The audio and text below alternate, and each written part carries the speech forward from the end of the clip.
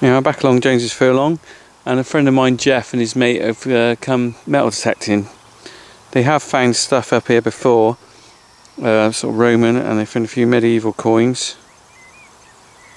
And they're seeing what they can pick up today, because it's quite often you can find things, you know, left behind by the previous people who worked the land. So we're going to have a chat and see if they found anything. Yeah, and then turn round if you like.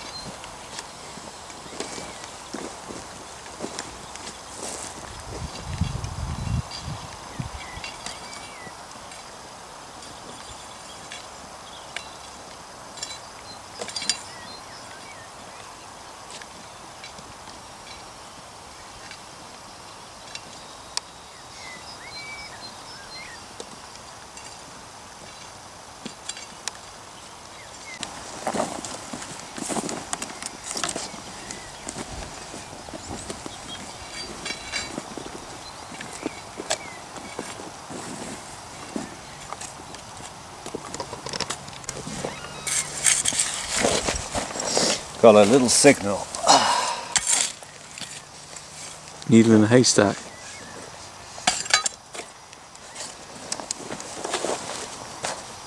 Is that a little handheld one, is it? That is indeed. Oh, I've never seen any of those before.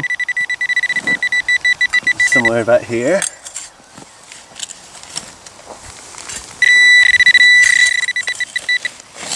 I say there. And there it is. What's that then? Which goes to show that very valuable all that piece glitters is not gold. It's tin.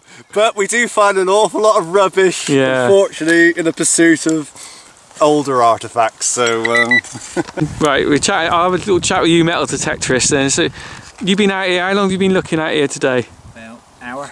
yeah. Have you found anything interesting? Not interesting, not from our point. Not valuable. Not historic ones. No. But copper coins, bits and pieces, mostly scrap. Yeah. But yeah, sometimes you find some interesting bits. You know, medieval, The odd Roman, hammered Saxon. coin. So look what you got in your little cachet of bits and pieces. On this side we have what we got here. Well, the proverbial shotgun cartridge, but we have actually got a little medieval spindle whorl made out of lead. This would have been hung on the wool as they span it to make the yarn. Then we've got two Georgian thimbles, copper alloy, and that's probably a child's thimble. This was slightly larger, but these were mass produced. It's always amazing to think all this stuff ends up in the field, isn't it? Well, it is, but I suppose years ago that the wives used to come and do all the darning of the clothes while the husbands were bringing in the crops. So it was a family gathering, really.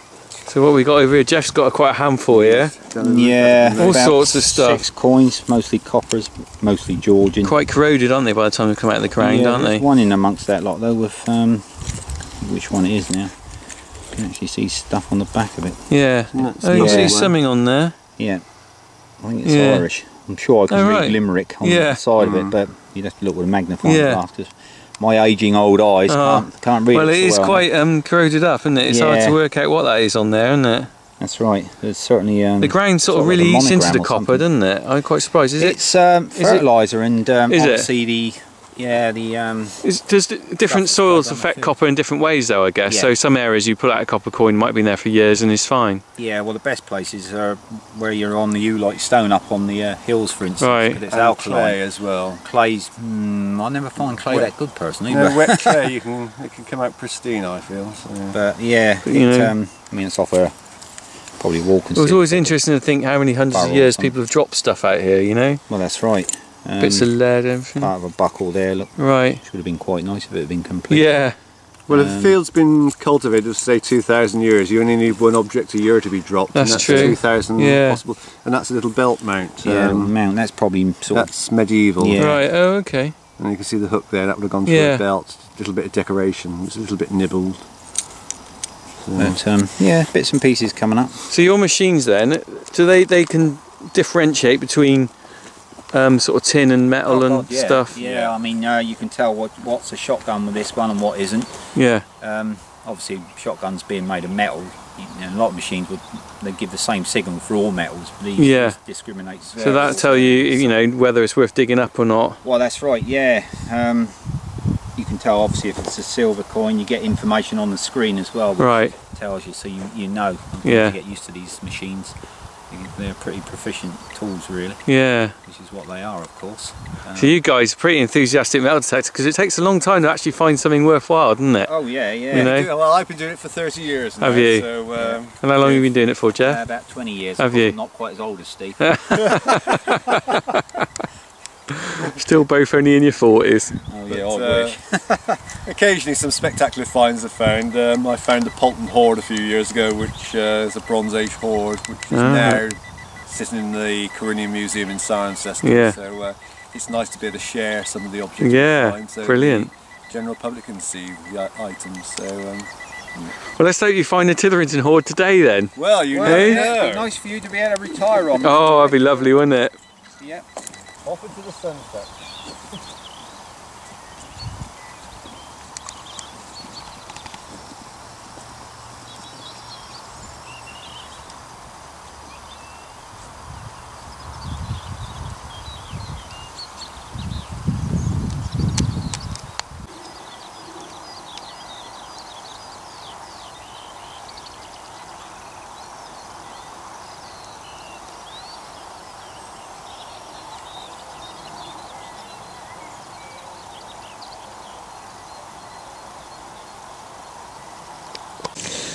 There we are. I've just put some of the finds that the two metal detector guys have turned up today out on the wall to have a closer look. Bit of a funny mixture in. That's a loom weight and a couple of little thimbles. One's big and one's small. And a nose plate for a cow. Some bits of bullet. See a little cartridge there. And next to it, a nice little button. Just make some words out on it. Rich. Extra rich. Belt buckle. There's a proper little bullet there, that lead one. And there's, I think that's the sort of cartridge it went into. That sort of would fire out of there. And some coins. Plenty of buttons, but a few coins. They're all pretty worn. Couple, there's one there with a bit of detail. And that one there. You can just about make out Britannia on it. So I think that says 1799. But the majority of stuff is basically a lot of scrap, so good luck to the guys. They're very enthusiastic, and considering you don't find a lot of valuable stuff all the time, hats off to them for keep going and looking. But I guess you never know what you're going to turn up. A few more of these would be nice. Maybe a Roman one or some silver ones.